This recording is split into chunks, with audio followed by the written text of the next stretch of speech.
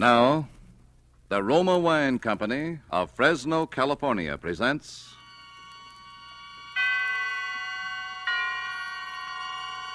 Suspense. Tonight, Roma Wines bring you the suspenseful play called A Guy Gets Lonely, starring Dane Clark. Suspense is presented for your enjoyment by Roma Wines. That's R-O-M-A, Roma Wines. Those excellent California wines that can add so much pleasantness to the way you live, to your happiness in entertaining guests, to your enjoyment of everyday meals. Yes, right now a glassful would be very pleasant, as Roma Wines bring you a remarkable tale of suspense. And with a drama called A Guy Gets Lonely, and with the performance of Mr. Dane Clark as Eddie Lewis, Roma Wines hope indeed to keep you in suspense.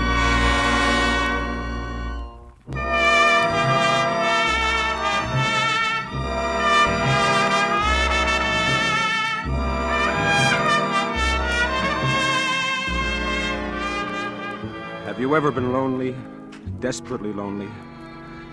Well, there's an emptiness in the pit of your stomach that no food can remove. There's a coldness about people's faces that make you shudder. And you do silly things when you're lonely. Maybe that explains what happened to me. Maybe. Anyhow, I was hanging around the shooting gallery in one of those Broadway penny arcades that night, one of those places where you can play a game of chess, get your fortune told, have 10 shots at Hitler, all 15 cents. And I was alone, as usual, thinking the dull, drab, dreary things a guy thinks about when he's alone. When suddenly an old man standing next to me said... Well, my aim is not what it used to be. Oh, got a match, my boy? Match? Oh, sure, here. Oh, thank you. You, haven't by any chance got a cigarette to go with that match, have you, son? Of course, here, take one. Oh, thanks again. You know, with cigarettes so scarce nowadays, the only way a gentleman gets a smoke is to buy 'em himself. Yep. Thank you. What's the matter, kid? You look like your ship came in, only your mother-in-law was aboard. Oh, nothing. Oh, come on. Fess up to old Horace. I'm Beatrice Barefax without the girdle. Well, I'm just fed up with this town, that's all. Oh, there's nothing wrong with this town, kid. It's like all other towns. Yeah, except the one you grew up in. Well, I suppose you're right. You know what you need is a little diversion. Huh? Oh, here, my man. Yes, sir. Load these guns up again, will you? Yes, sir. Both guns, chum. Naturally. You'll try it again, won't you, son? All right, sir. Okay. You know, I think perhaps I've got just the right medicine for your homesickness, young fellow. Oh, what's that? A girl. A girl? Yes. Don't tell me you've never heard of them. Well, if you haven't, bless me. I don't want to be the one to tell you. And there we No, are. it's That's not it. that. Here you are, sir. That'll be $2. $2? That's right, chum. There's a war on, in case you haven't heard. Ammunition's kind of hard to get nowadays. Oh, well, as a matter of fact, it's a little dark in here, and my eyes aren't what they used to be, so perhaps I'll simply forget. No. Here's the money. Go on. Go ahead, Pop. Shoot. You wouldn't care to make a small wager on this, would you, my boy? As I say, my eyes... No, thanks. Yeah. Well, as I was saying, son, I have a splendid idea.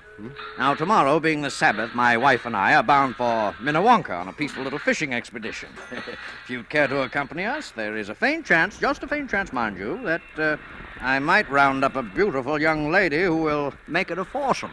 Well, wouldn't that be too much trouble? Oh, not at all, son. Meet me here tomorrow at 9. What do you say? Gee, that's swell, except that... Except what? Oh, do you mind if I shoot first? No, go ahead. Except that I've never been fishing before in my life. Well, don't worry about it. Hey, your eyes aren't too bad. With a fish, the big thing is not so much your experience as your bait.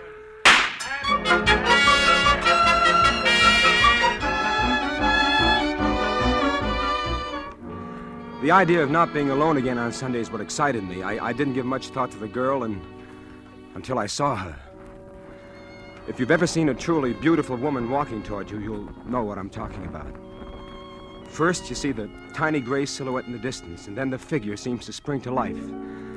Each curve rounds into place, and finally you see the smooth oval face and the long auburn hair dancing in the breeze. And Before you know it, you're in a trance, that's all. That must have been what happened to me when I first saw Jorlie, because I don't remember much of anything until I heard myself saying, "Oh, hey, what's that?" A worm, silly. You can't fish without a worm. Do I have to? Well, of course. As captain of this boat, I promise to bring in more fish than Horace. Wow. I order you to put that worm on the hook. No, it shakes. Rather gracefully, don't you think? Kind of reminds me of a shimmy queen at a burlesque show. Oh. There. Oh. Now you did it. Easy, wasn't it? Now drop your line in the water. Okay. Well, where's the fish? Patience, lad, patience. The fish hadn't had a chance to read your advertisement yet. Well, if they could only see you, Jorlie, I doubt if they'd bother with my line at all. Oh, your line isn't bad, Eddie. This is so bad at all.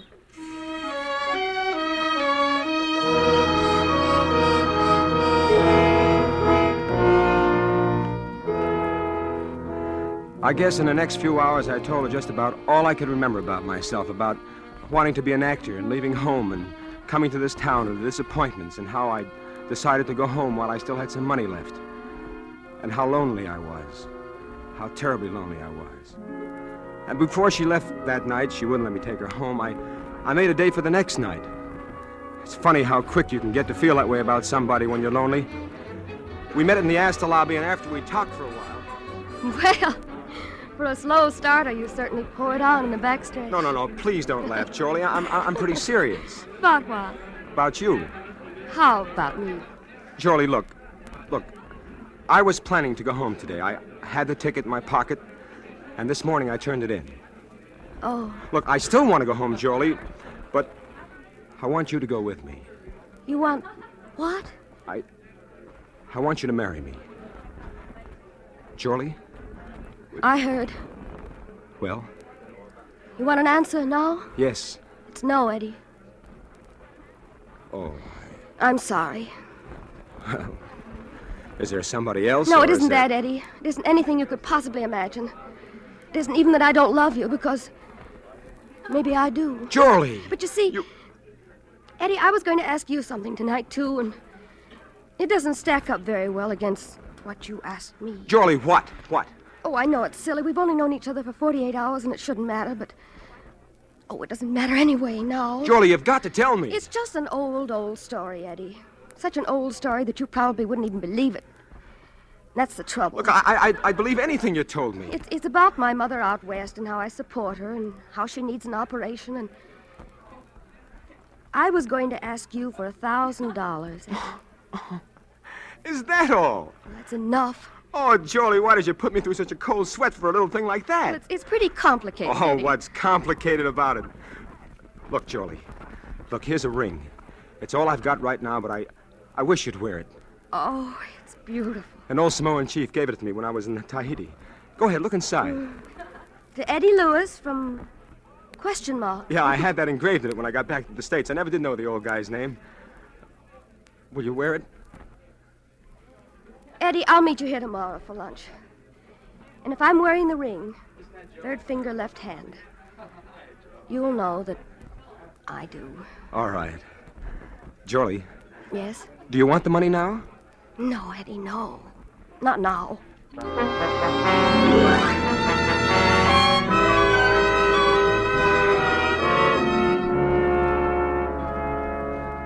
The next day, I was there waiting for her, way ahead of time again, but this time she was late. After a half hour, I began to get worried. Then I began to get scared.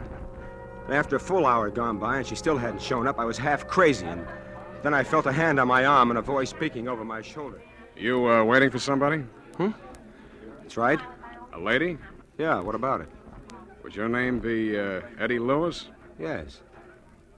Say, what do you know about the fact that I'm... We found your name written in lipstick on the back of a bathroom door up on the 10th floor. After it said Astor Lobby, 1 o'clock.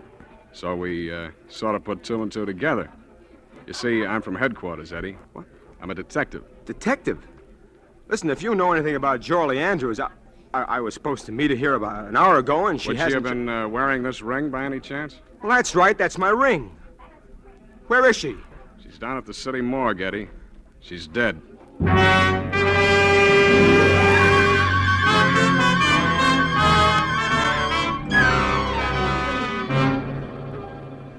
For Suspense, Roma Wines are bringing you as star Mr. Dane Clark, whom you have heard in the first act of A Guy Gets Lonely, a radio play by Don Paul Nathanson, which is Roma Wines' presentation tonight of Suspense.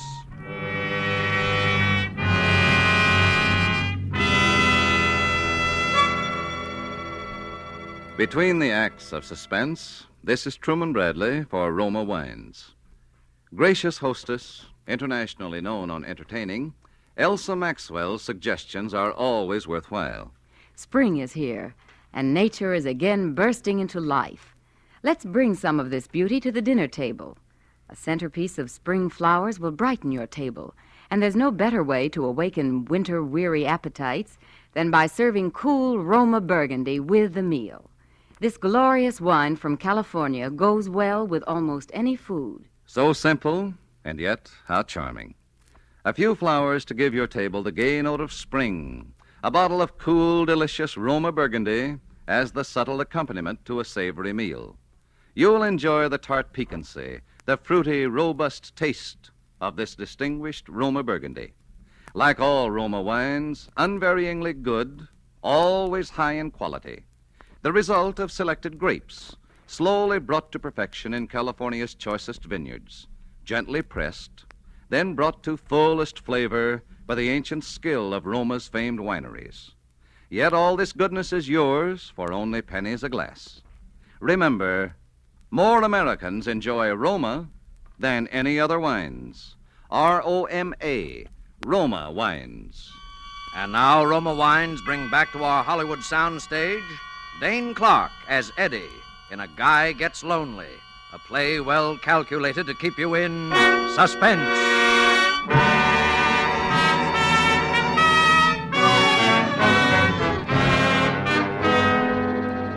My mind was going round like a merry-go-round.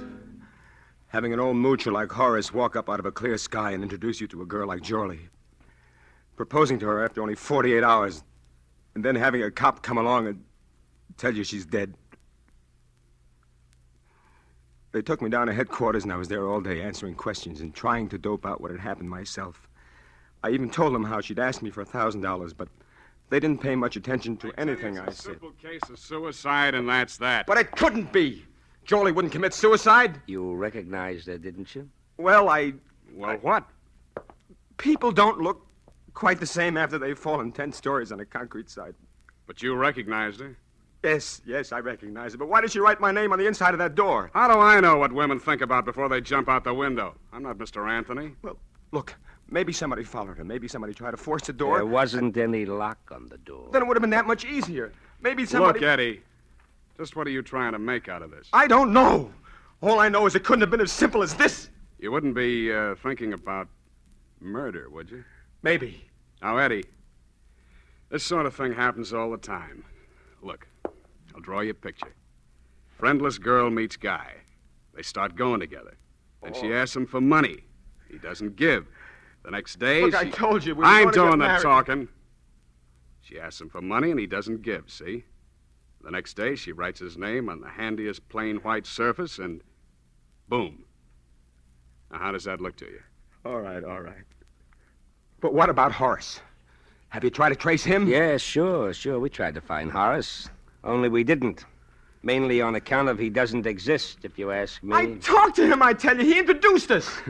You don't have to go that far to explain how a man meets a girl nowadays, Eddie. Look, he did introduce us. He was an old man, white hair. It was in a shooting And he gallery. has a hobby of introducing guys to beautiful gals, and nobody knows where he lives. And the only time you ever met him was in the Penny Arcade that's so busy they wouldn't remember George Washington being in there. That and the time you were seen together by a couple of lake trout. Oh, cut it out, will you, son? All right, go on home, Eddie. I wouldn't leave town just yet, though, if I were you. All right. And, Eddie, Yeah. I wouldn't push that murder theory too far either. Why? Because you know who's the only possible suspect for murder? That's right. You.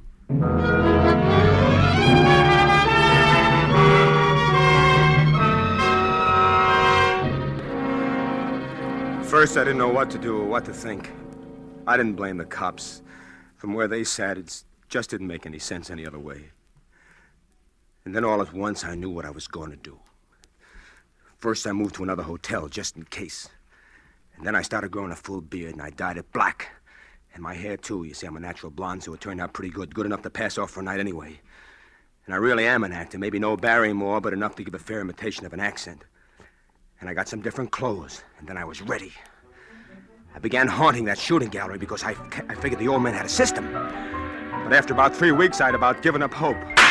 When one Saturday night, I walked into a little place off Times Square, and I saw him. My heart was jumping through hoops, but I just sort of moseyed around, tried to look as down in the mouth as I could, kept my face out of the light. I felt pretty safe with the beard, so I went over and I stood next to him. Oh. Well, my aim seems to be off tonight. Oh, pardon me. Do you have a match? I reckon I do. Sure, here you are. Oh, thank you. My boy, like to try your skill at the shooting gallery? Perhaps a little wager? Oh, no, thanks. I've just about had enough shooting to last me a lifetime. I just come back from 2 years in the South Pacific. So that's where you got the beard? Yeah, a bunch of us fellas grew 'em down there. I promised my kinfolk I'd let 'em see it before I shaved it off. I'm not so sure I would shave it off. It's mightily becoming to Thank you. you. Where are your folks? Texas. Got a mighty nice little ranch of my own down there. I sure do miss it. Kind of lonely, huh? Oh, you all can say that again, mister. Well, son, if you'd forgive an old man for sticking his nose in somebody's business where he's got no call to. Shucks, no. What's on your mind? I think I know just the medicine for you. Why, what's that? A girl. That was it. That's what I've been waiting for. At first, I thought of taking the old devil out in the alley and sweating it out of him right then and there. Then I thought, no, there'll be a girl, and I want to have a talk with that girl. In the meantime, the old man was going on about that fishing trip. If you'd care to join us, my boy, I think I can promise you a very pleasant afternoon. Well, I reckon I couldn't do that. Perhaps if you could make it tomorrow night. Well, now, that might be arranged. Where would you like to have us meet you? Well, couldn't you just sort of give me the young lady's phone number, tell her I was fixing the call? I'm afraid, you see, this particular young lady doesn't have a phone. Don't think I'm not downright grateful, mister, or that I wouldn't enjoy your company, but... But you'd rather be alone. Shucks. No, don't get me wrong. I'm no wolf or nothing like that, but... Well, when a fella has his first date with a gal in more than 2 years, maybe you can't understand what that means. I think maybe I get the general idea, son. I'll tell her to look for a handsome Texan with a beard. Can you be here tomorrow night at, say, 8 o'clock? Oh, I calculate I sure can. Well, then, my boy, you've got yourself a date.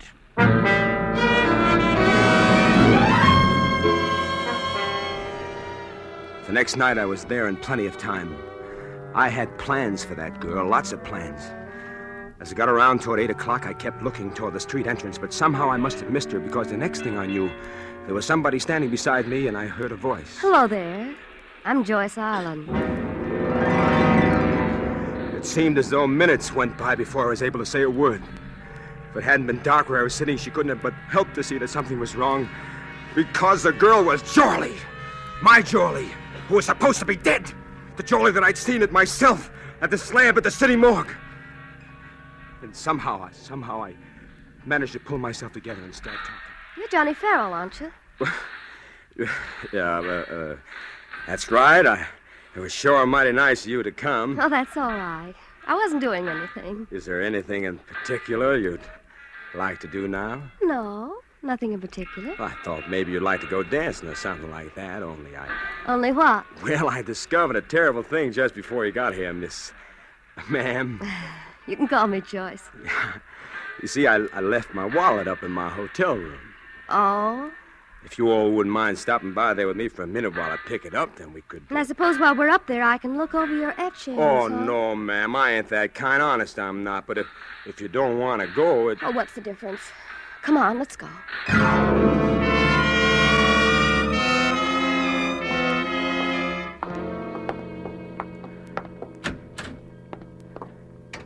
You always keep it this dark in here? Well, there's a couple of bulbs burn out. I told them to have them fixed. Oh, but well, they... never mind. Where's that wallet? In the closet there, my other suit. Say, Joyce. Yes? Would you mind if I stepped in here and sort of slicked up a little before we went out? No. Go right ahead. I went into the bathroom and got out my razor.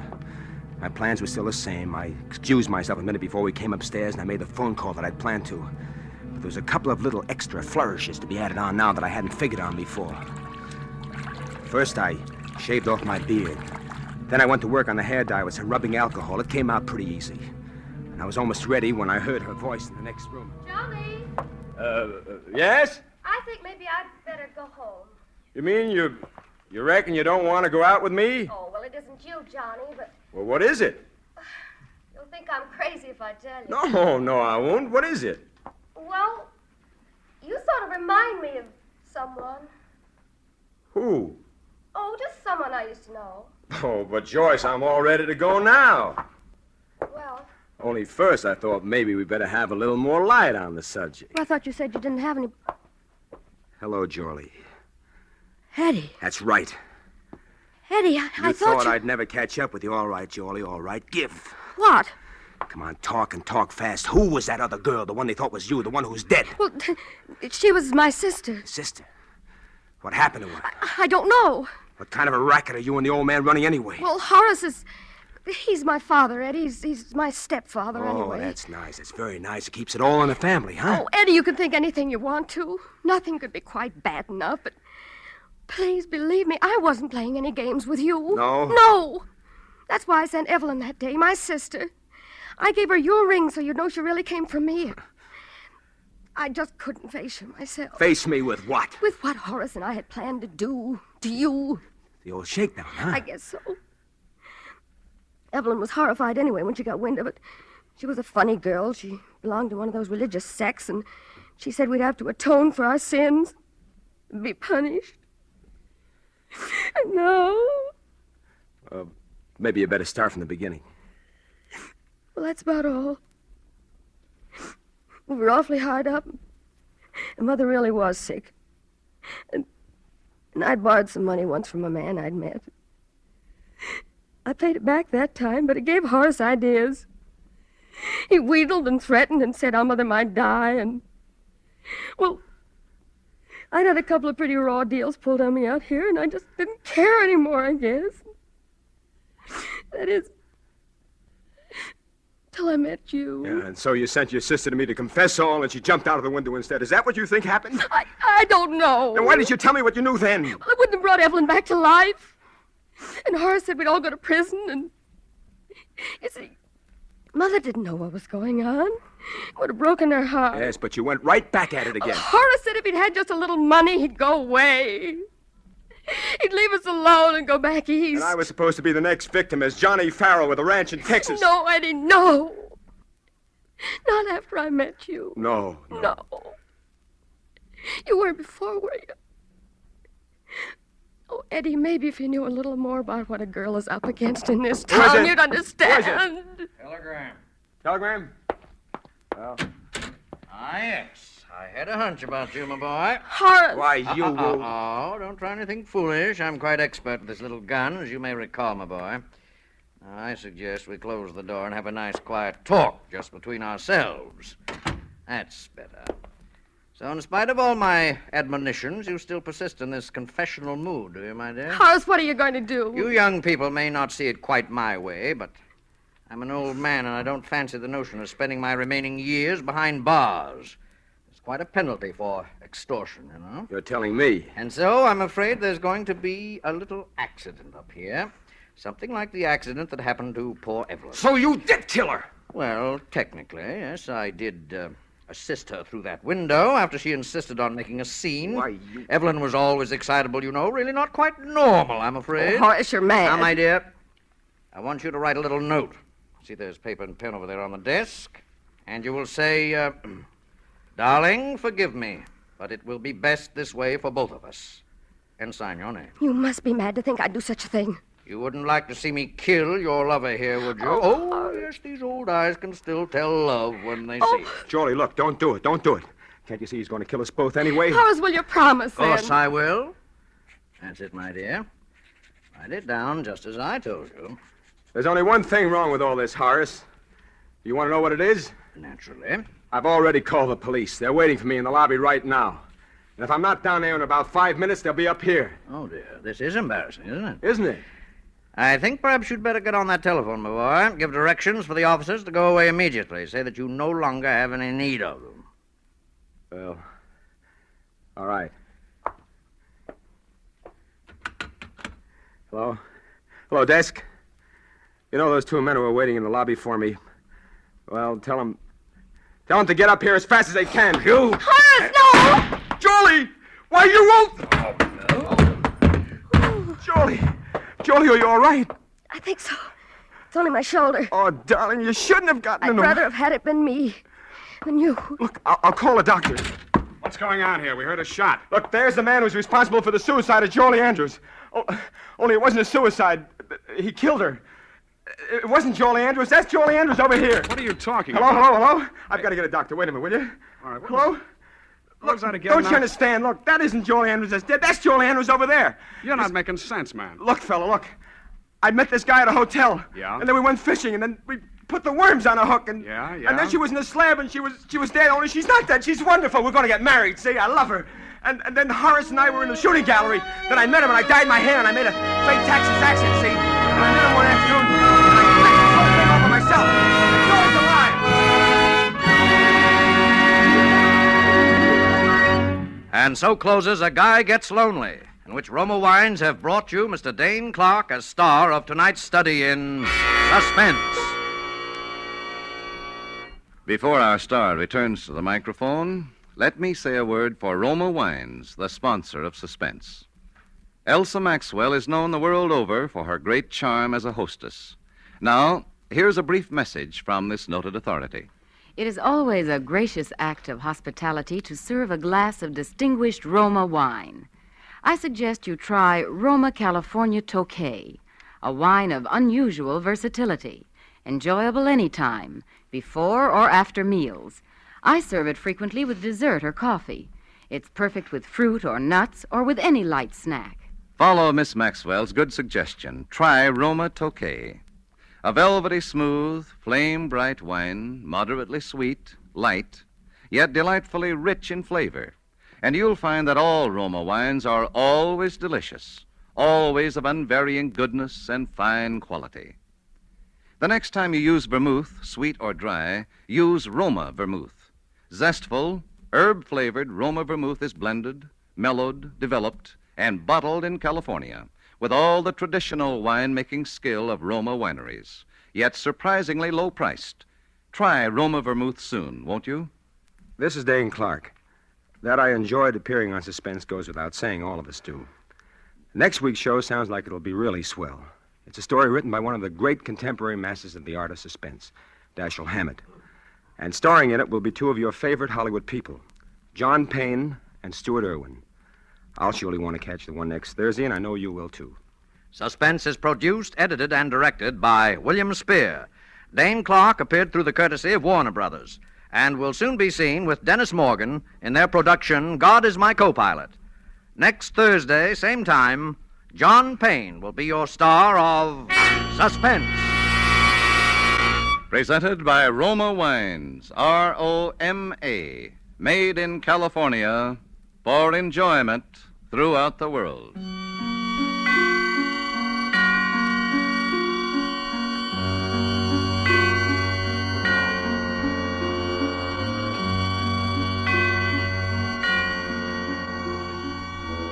This is CBS, the Columbia Broadcasting System.